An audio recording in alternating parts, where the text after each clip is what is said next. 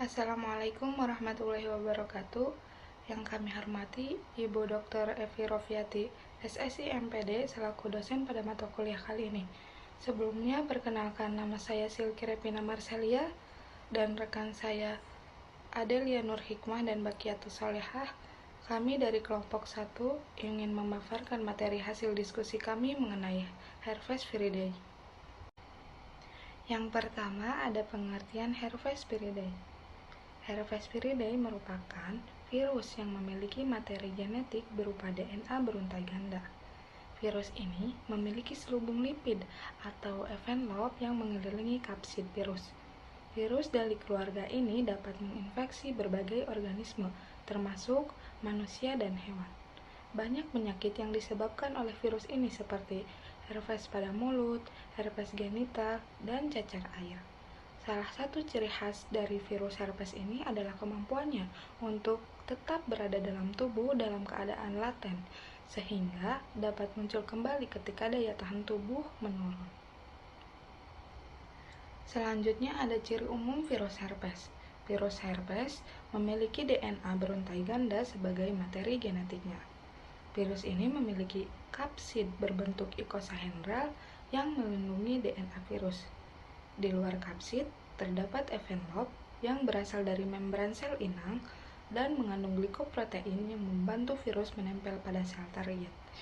Virus ini bereplikasi di dalam inti sel inang dan dapat menginfeksi berbagai jenis sel, seperti sel epitel, sel saraf, dan sel imun. Setelah infeksi awal, virus sering menetap dalam tubuh secara laten dan dapat aktif kembali di kemudian hari. Adapun struktur virus herpes. Struktur virus herpes terdiri dari beberapa komponen penting yang bekerja sama dalam proses infeksi. Pada bagian terluar virus herpes terdapat glikoprotein, yaitu protein yang menonjol dari permukaan virus dan berfungsi untuk membantu virus mengenali serta menempel pada reseptor sel inang. Di bawah glikoprotein terdapat envelope, yaitu selubung lipid yang berasal dari membran sel inang ketika virus keluar dari sel. Envelope ini membantu virus melindungi dirinya serta mempermudah proses masuk ke dalam sel. Di bagian dalam envelope terdapat tegumen, yaitu lapisan protein yang terletak di antara envelope dan kapsid. Tegumen ini mengandung berbagai protein yang berperan dalam proses awal infeksi dan membantu virus mengendalikan aktivitas sel inang. Selanjutnya, terdapat kapsid, yaitu struktur protein yang berbentuk icosahedral yang berfungsi untuk melindungi materi genetik virus. Kapsid menjaga DNA virus tetap aman selama proses infeksi. Pada bagian terdalam, terdapat DNA virus, yaitu materi genetik berupa DNA beruntai ganda yang mengandung informasi untuk membentuk virus baru dalam sel inang. Selanjutnya, mekanisme infeksi virus herpes. Infeksi virus herpes dimulai dari tahapan infeksi virus akut, yaitu ketika virus masuk ke dalam tubuh melalui sel epitel, misalnya pada kulit atau mukosa mulut. Pada tahapan ini, virus mulai bereplikasi dan memperbanyak diri di dalam sel inang. Setelah infeksi awal, virus dapat memasuki tahap latensi. Pada tahap ini, virus bergerak melalui saraf serabut menuju ganglion saraf, seperti trigeminal ganglia. Di dalam ganglion tersebut, virus tidak aktif tetapi berada di dalam tubuh dalam waktu yang sangat lama. Ketika sistem kekebalan tubuh melemah, virus dapat mengalami reaktivitas. Pada tahap ini, virus kembali aktif dan bergerak melalui saraf melalui jaringan epitel. Akibatnya, virus infeksi berulang, yang biasanya ditandai dengan munculnya luka atau lepuhan pada kulit atau bibir yang dikenal sebagai cold sores. Virus yang aktif juga dapat menyebar ke sel lain dan menyebabkan infeksi baru. Oke, selanjutnya yaitu adalah klasifikasi. Herpesviridae dibagi menjadi 3 subfamili berdasarkan yang pertama yaitu adalah sel yang diserang, yang kedua cara laten, yang ketiga seberapa cepat replikasinya. Langsung ke pembahasan yang pertama yaitu adalah alpha herpesviridae. Nah, ciri-ciri umumnya yang pertama yaitu adalah replikasi paling cepat selesai dalam 18-24 jam. Selanjutnya, bisa infeksi banyak spesies hewan dan manusia. Selanjutnya yaitu setelah infeksi, virus sembunyi di ganglia sensorik atau sel saraf seumur hidupnya. Lalu yaitu gampang kambuh kalau stres, sakit, dan imun turun. Kita akan bahas tentang genus dan contohnya. Genus yang pertama yaitu adalah simplex virus dengan virus yaitu HSV1 atau Herpes simplex virus tipe 1. Contoh penyakitnya yaitu ada herpes labialis. Nah, penyakit ini biasanya paling umum di HSV1 yaitu seperti luka kecil berair di bibir atau mulut. Genus yang kedua yaitu ada simplex virus dengan virus HSV2 atau herpes simplex virus tipe 2. Contoh penyakit di sini itu ada herpes genitalis, yaitu seperti luka nyeri di area kelamin. Nah, genus yang ketiga yaitu ada varicella-virus, yaitu dengan virus VZV atau varicella zoster virus atau HV3. Satu virus, dua penyakit. Si VZ itu sangat unik karena pertama kali kena yaitu seperti cacar air. Nah, virusnya ini nggak pergi, tapi tetap atau tidur di sarafnya. Nah, puluh tahun kemudian itu bisa bangun lagi dan menjadi herpes zoster. Cara penularan yaitu pada HSV1 biasanya itu seperti ciuman, lalu ada sharing sendok, makanan, minuman, dan lipstick. Lalu setelah itu ada kontak langsung dengan luka. Lalu bisa menular walaupun luka tersebut tidak terlihat. Nah, virus ini juga sembunyi di saraf wajah, bisa kambuh kalau stres atau sakit. Cara kerjanya yaitu masuk lewat mulut, replikasi di sel kulit, lalu muncul luka. Nah, virus ini naik ke saraf wajah atau ganglion trigeminal dan tidur di sana. Nah, virus ini juga bakal muncul ketika kita ini sedang kambuh saat stres, demam, kurang tidur, atau kena matahari. Nah, selanjutnya cara penularan pada HSV2. Nah, biasanya ini pada hubungan seksual seperti vaginal, anal, dan oral.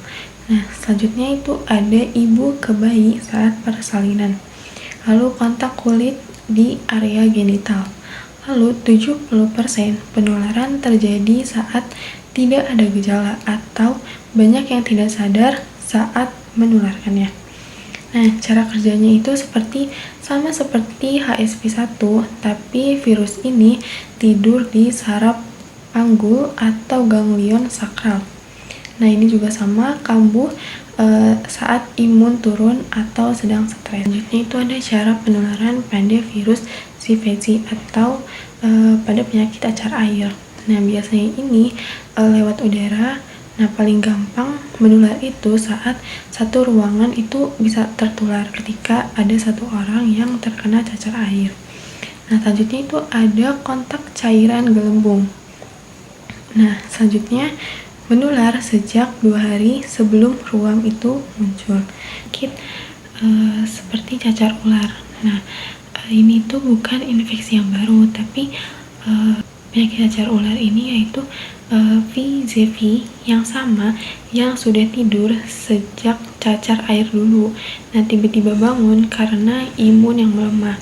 Nah, kenapa sih bisa bangun lagi? Nah, karena ada beberapa faktor, yang diantaranya itu usia tua. Nah, karena imun alami menurun seiringnya bertambahnya umur.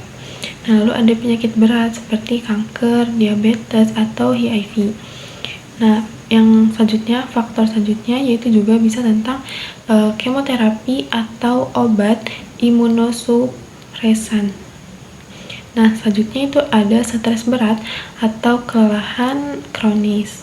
Nah, kalau misalkan udah muncul lagi, apa sih yang terjadi di dalam tubuh?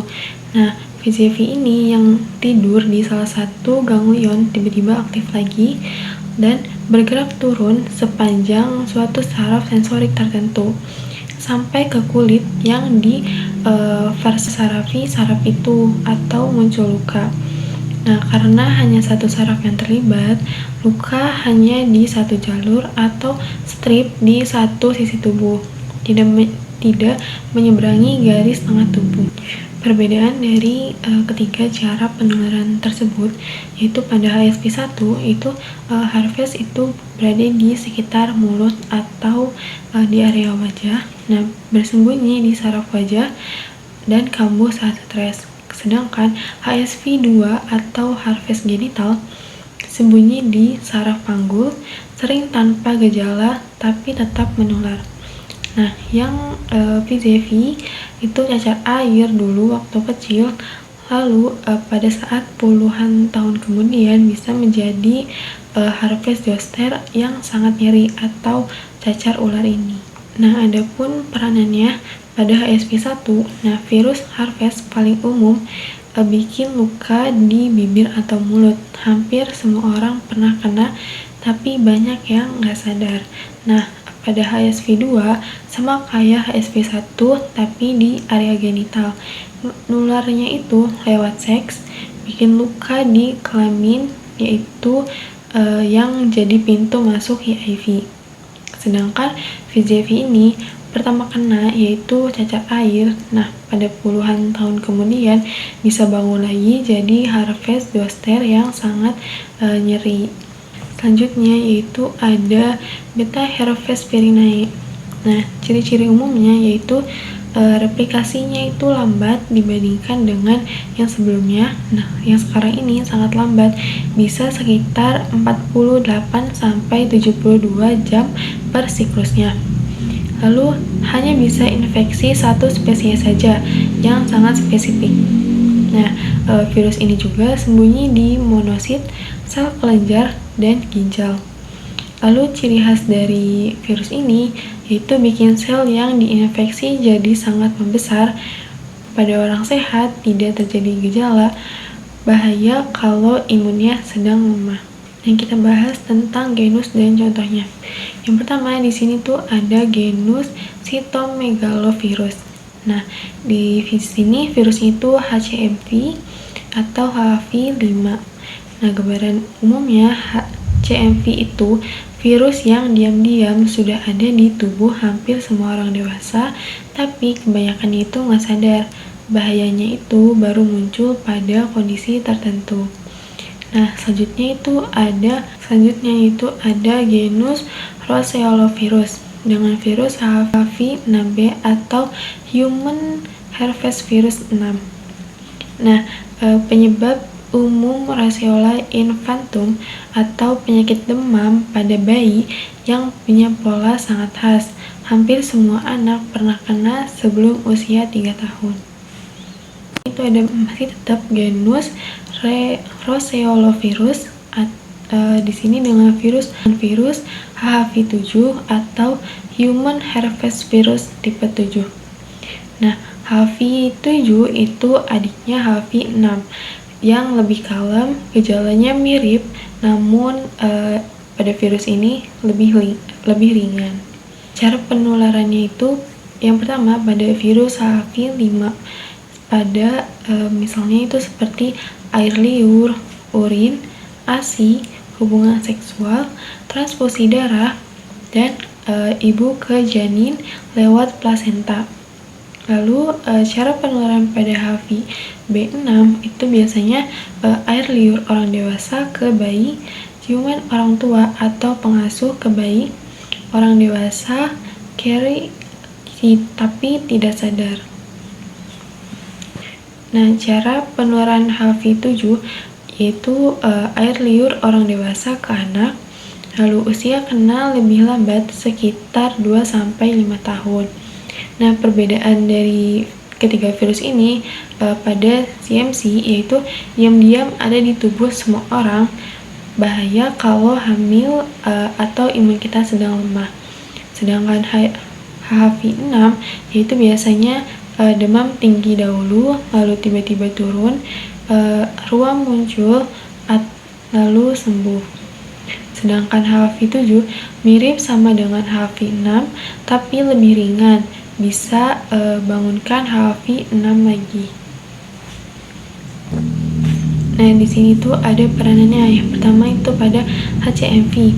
Nah, virus yang diam-diam ada di tubuh hampir semua orang, bahaya banget kalau ibu hamil. Nah, ini tuh bisa bikin bayi tuli atau cacat, dan pasien imun lemah. Bisa bikin buta, gagal paru-paru, dan gagal organ. Lalu pada HHV6B, nah penyebab roseola pada bayi, pola khasnya yaitu demam tinggi, lalu tiba-tiba turun, dan muncul ruam atau kemerahan. Nah, penyebab tersering itu kejang demam pertama pada bayi. Lalu HHV7 mirip seperti dengan HHV6B, tapi lebih ringan, bisa membangunkan HHV6 yang lagi tidur sehingga roseola bisa kambuh kembali. Nah, selanjutnya yaitu ada Gemma herpes virinae. Nah, di sini ada ciri-ciri umumnya, yaitu replikasinya lambat, lalu hanya bisa infeksi spesies tertentu, sembunyi di limfosit B atau T pada sel darah putih. Nah, yang paling berbahaya, beberapa bisa memicu kanker. Cara kerjanya yaitu membuat limfosit terus hidup dan berkembang biak tanpa mati dan lama-lama menjadi kanker. Kita akan bahas tentang genus dan contohnya. Genus yang pertama yaitu ada Lymphotriptovirus. Nah, di sini virusnya itu ada EBV atau Epstein-Barr virus atau HHV4. Nah, EBV adalah virus yang sudah menginfeksi 95% orang dewasa di seluruh dunia.